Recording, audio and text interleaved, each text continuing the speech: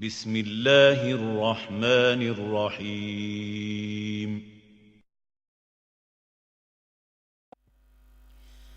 Bismillahirrahmanirrahim. Assalamualaikum warahmatullahi wabarakatuh.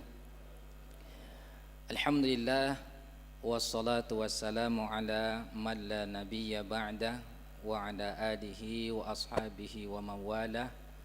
Amma ba'du fa ya ibadallah usikum wa iyaya bitaqwallahi faqad fazal muttaqun. Kaum muslimin sedang jamaah dimuliakan Allah Subhanahu wa taala. Al-Imam Bukhari dan Al-Imam Muslim rahimahumallah meriwayatkan satu kisah yang diceritakan oleh Safiyah binti Huyai, istri Rasulullah sallallahu alaihi wasallam. Safiyah mengatakan, kana Rasulullah sallallahu alaihi wasallam mu'takifan. Adalah dulu Rasulullah sallallahu alaihi wasallam i'tikaf. Fa ataituhu lailan. Lalu aku mendatangi beliau pada malam hari. Fa haddastuhu. Aku pun berbincang. Kemudian faqumtu fanqalabtu. Lalu selesai pembicaraan, Safiyah minta izin pulang. Tapi dilanjutkan, thumma qama ma'i. Lalu Nabi SAW juga bangun untuk bersamaku, liyaqlibani, agar mengantarkan aku pulang ke rumah. Di pertengahan jalan, Rasulullah SAW dan Safiyah bertemu dengan dua orang sahabat Ansar. Sahabat Ansar ini seakan-akan ada sesuatu sehingga bergegas, tidak mau berlama-lama memandang Rasulullah SAW dengan Safiyah. Karena bergegas kepergian dua Ansar ini, Nabi kita panggil, sini, ini Safiyah istri saya. Sahabat ini heran, subhanallah. Dalam hati mereka tidak mungkin curiga seorang Rasul dengan wanita yang bukan halal untuknya, tidak mungkin. Tapi Nabi SAW menutup celah dengan mengatakan kepada dua orang Ansar ini, inna syaitana yajri minal insani majrad dam. Sesungguhnya syaitan itu masuk pada diri manusia seperti melalui pembuluh darah, mengalir pada diri manusia melalui pembuluh darah. Wa inni khasyitu an yulqiya fi anfusikuma syai'an.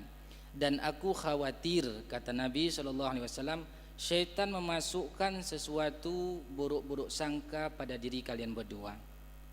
Kaum muslimin yang dimuliakan Allah, singkat kisah ini setidaknya ada 4 pelajaran yang bisa kita ambil. Yang pertama, sebagaimana disebutkan dalam kitab Al-Fiqhul Muyassar, bahwa boleh orang yang i'tikaf itu keluar masjid jika memang keadaan yang mengharuskan dan tidak batal i'tikafnya. Dalam hal ini Rasulullah SAW menghantar Safiyah sampai ke rumahnya, keluar dari masjid. Maka bagi seorang yang i'tikaf boleh keluar membeli makanan minuman jika tidak ada yang menyediakan makanan dan minuman, dan keperluan-keperluan yang lain yang tidak mungkin tidak dilakukan. Dan alhamdulillah masjid kita sudah ada panitia, maka makan dan minum sepertinya tidak perlu lagi untuk kita berepot-repot.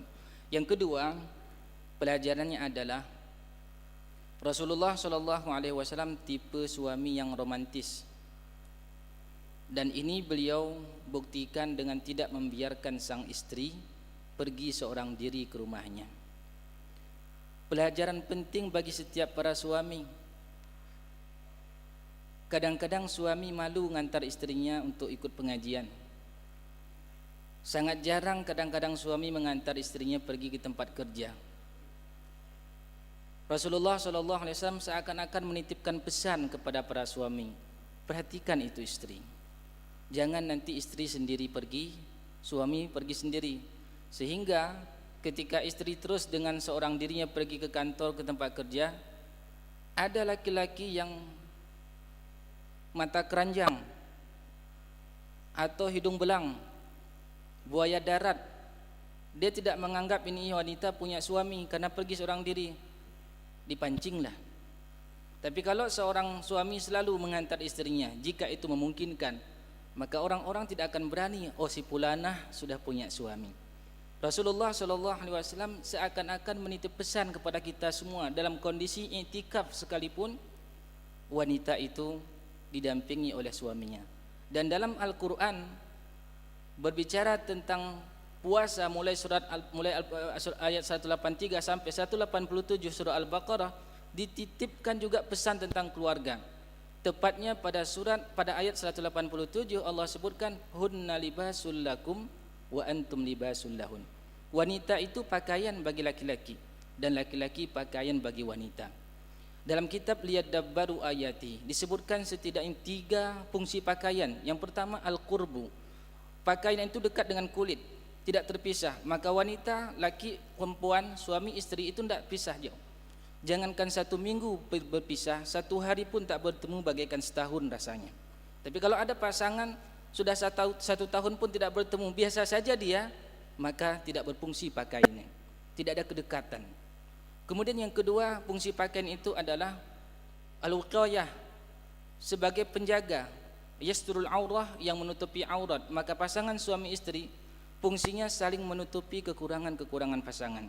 Suaminya ada kekurangan, istrinya ada kekurangan. Ketika masing-masing pasangan ini membongkar kekurangannya, maka itu adalah pakaian robek, pakaian rusak, perlu dijahit, dibawa ke tukang jahit. Kalau tidak mungkin lagi untuk dijahit, maka ganti pakaiannya, tidak layak untuk dipakai. Yang ketiga, fungsi pakaian itu disebutkan az-zinah, sebagai perhiasan. Seharusnya pasangan suami istri itu menjadi perhiasan di tengah-tengah masyarakat. Maka tidak kita dengarkan lagi insya Allah setelah Ramadan ada suami-suami atau istri atau pasangan suami istri yang saban hari masuk ke kantor kecil, masalah keluarga, masuk ke mahkamah syar'iyah, terjadi perceraian dan seterusnya. Kenapa? Karena mereka ini adalah indah. Pasangan suami istri adalah perhiasan. Ketika orang-orang melihat pasangan tersebut, semua orang terpesona. Alangkah bahagianya pasangan itu, tidak ada masalah. Ini yang 3 disebutkan fungsi pakaian. Dan pelajaran yang ketiga dari hadis ini, dari kisah ini adalah tidak boleh bagi kita melakukan atau mengucapkan satu ucapan yang dengan perbuatan atau ucapan itu mendatangkan buruk sangka orang, yang mendatangkan kehebohan. Jika ada perkataan kita atau perbuatan kita yang mungkin membawa buruk sangka orang dan itu sudah menjadi viral di khalayak ramai, maka bergegaslah kita untuk klarifikasi perbuatan dan ucapan kita itu. Ketika kita diam, tidak menyampaikan klarifikasinya, berarti kita setuju dengan perbuatan kita dan setuju dengan ucapan kita. Yang terakhir, bahwa sesungguhnya melalui kisah ini hendaknya kita berhati-hati dan tidak tergesa-gesa memvonis, menghukumi orang yang secara lahiriah boleh jadi salah menurut kita. Al-Imam Ibnu Katsir rahimahullah mengutip ucapan Umar ibn Khattab ketika mentafsirkan surah Al-Hujurat ayat 12, ya ayyuhalladzina amanu ijtanibu katsiran minadh-dhann. Beliau katakan, qala Umar berkata, wala tadhunnunna bi kalimatin kharajat min akhikal mu'min illa khaira. Janganlah engkau mengira satu kalimat yang keluar dari mulut orang beriman kecuali perkiraan baik.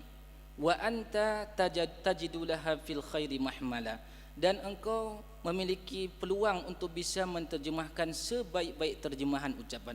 Walaupun secara lahiriah kita dengar ucapannya itu salah, ucapannya menjelekkan, ucapannya menghina, tetapi kata Umar ibn Khattab, terjemahkan ucapan orang itu sebaik-baik terjemahan. Dan jangan pernah menerjemahkan ucapan orang, perbuatan orang dengan makna yang kita pahami, karena yang paling paham tentang perbuatan dan ucapan orang itu adalah ia sendiri. Dan Allah Subhanahu wa taala turunkan ayat khusus untuk mengecek suatu berita, suatu permasalahan ya ayyuhalladzina amanu in ja'akum fasiqun binaba'in fatabayyanu. Ibnu Umar radhiyallahu anhuma menyebutkan, aku melihat Nabi SAW sedang tawaf. Beliau puji ini Kaabah, sungguhnya betapa mulia engkau Kaabah, betapa harum engkau Kaabah. Tetapi beliau sebutkan, la hurmatul mu'min, kehormatan seorang beriman, indallahi, di sisi Allah, a'zamu hurmatan minki, lebih hormat, lebih mulia di sisi Allah dibandingkan engkau wahai Kaabah. Maka tidak boleh dengan serta-merta, dengan mudahnya kita membuat tuduhan, membuat vonis kepada seorang beriman, karena sesungguhnya harga diri seorang beriman jauh lebih mulia di sisi Allah dibandingkan Ka'bah sekalipun. Dengan masing-masing kita menghilangkan sarana yang dapat mendatangkan buruk sangka orang, dan masing-masing kita tetap tabayyun, cek setiap berita, setiap perbuatan orang, tidak langsung kita terjemahkan, insya Allah umat Islam akan semakin bersatu, tidak mudah untuk dipecah belahkan. Tapi kalau dua ini tidak dilakukan, masing-masing kita bertahan dengan egonya, dan masing-masing dengan mudah memvonis saudaranya, maka sulit didapatkan persatuan dan kesatuan umat Islam. Insya Allah tanda-tanda persatuan itu sudah muncul, dan kita berharap sebelum kita diwafatkan oleh Allah, kita lihatlah kebersatuan, kebersamaan itu. Amin ya rabbal alamin. Sebelum kita tutup, kita ulang sekali lagi bahwa yang pertama, boleh bagi orang iktikaf untuk keluar jika itu diperlukan. Yang kedua, perlunya suami itu memiliki sifat romantis. Yang ketiga, hilangkan semua sarana yang dapat mendatangkan buruk sangka orang. Dan yang keempat, jangan mudah dan jangan cepat memvonis saudara kita orang beriman. Subhanakallahumma wa bihamdika, asyhadu an la ilaha illa anta, astaghfiruka wa atubu ilaik. Wassalamualaikum warahmatullahi wabarakatuh.